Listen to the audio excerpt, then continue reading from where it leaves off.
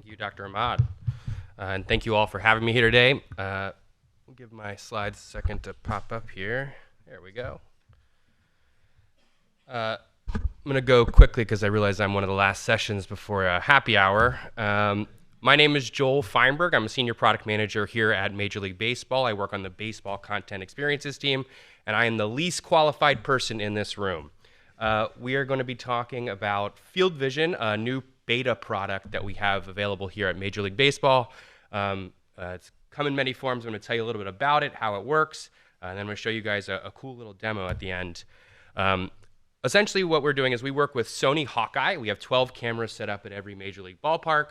All of these cameras are pointed at the field in various positions to figure out kind of a bunch of information about the game. You might be familiar with StatCast data. This is the data that, the exit velocity of the baseball from the bat, the pitch rotations, and how fast the pitches are spinning. And a lot of this data is derivative from this camera data. Hawkeye is our camera provider. They've got all these cameras set up. And really the magic is a few years ago, what we're able to do is not only pinpoint the positions of the ball, but also the players of where they are on the field. And as of 2020, 18 joints on their body. So I'm going to dive into that and tell you a little bit about it. We do that through camera triangulation. There's 12 cameras to kind of cover occlusion and if there's the volume of the field, and make sure that we're kind of calibrating everything together across those different cameras. There's a lot of work that Sony Hawkeye does to kind of bring all this picture together of what the action that happens on the field into consumable data. And now, what does this data look like when it comes to us? This data is 18 joints, we'll jump ahead real quick. 18 joints captured per player, and we get the XYZ positions of all of these joints for every player on the field. Also includes umpires, coaches, and occasionally a streaker that might make their way onto the field.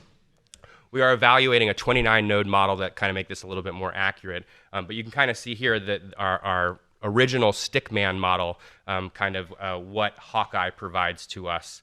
We then translate that data into a 3D space, for your stick figure here, animate the plays. So we get 30 frames per second, 30 times per second. We know exactly where the 18 joints on the body are for every player. Animate that entire sequence into a baseball experience that allows fans to watch the game essentially from any angle.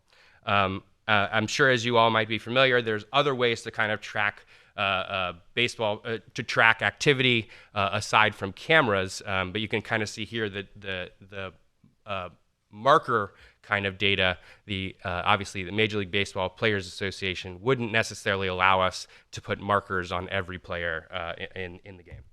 So kind of see here, once we got our systems kind of up and running, you can see an animation here of kind of how the pose data kind of breaks down. And we're able to kind of get some really cool pitching mechanics kind of from this. This is one of the first projects that we kind of put together to get a deeper look at how players are posed on the field. These are obviously things that you all know a lot more about. Dr. Ahmad said expert. I am by no means an expert in some of the data that we collect.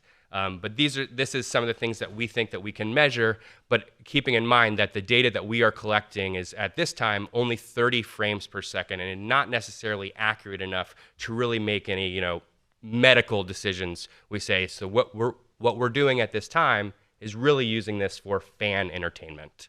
What can we do to take this data and make it interesting for fans of all types? This is getting ahead of what we're going to be doing next year, but we are adding new higher frame rate cameras to help us track even more.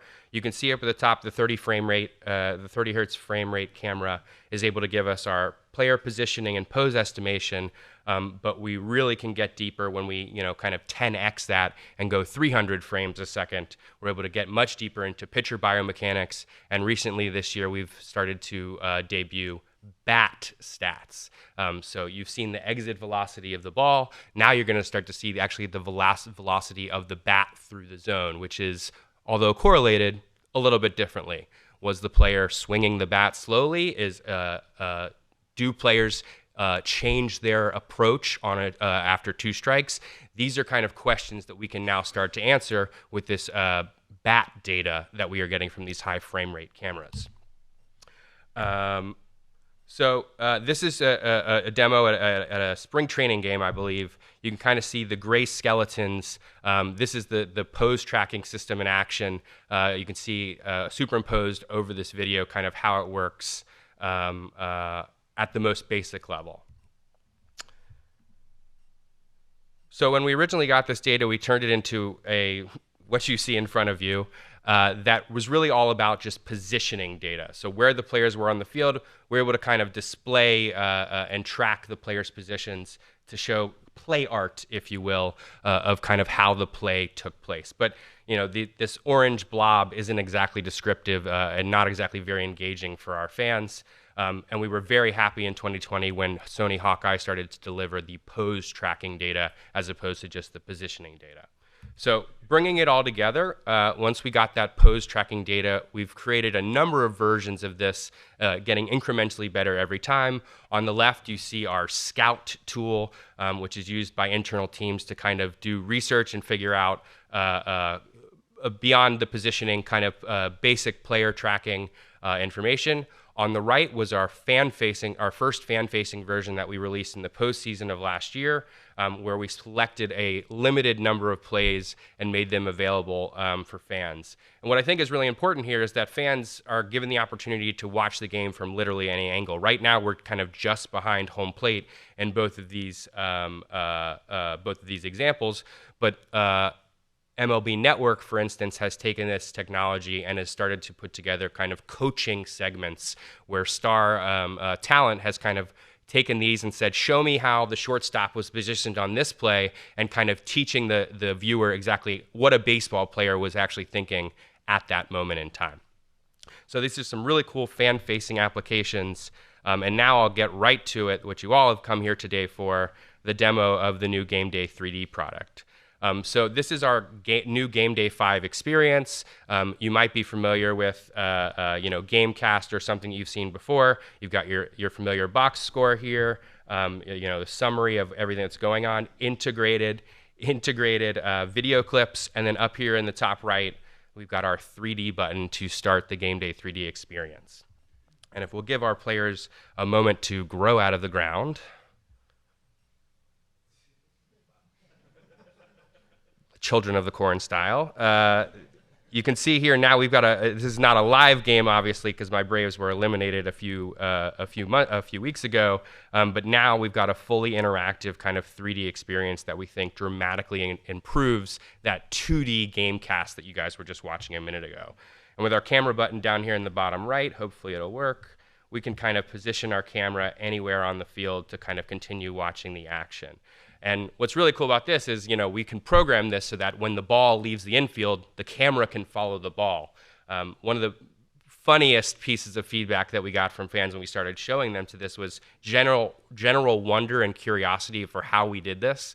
Is it drones? Do they have somebody kind of following them around? People could not figure out how we're doing this, but all we're doing is we're taking those 12 cameras, the positioning data that comes from those, and kind of animating it together in this kind of 3D space. I'm sorry, I wish there was more action going on in the Braves game, but yeah. So that's a little bit of a preview of this. So this was available to a limited audience towards the end of the season.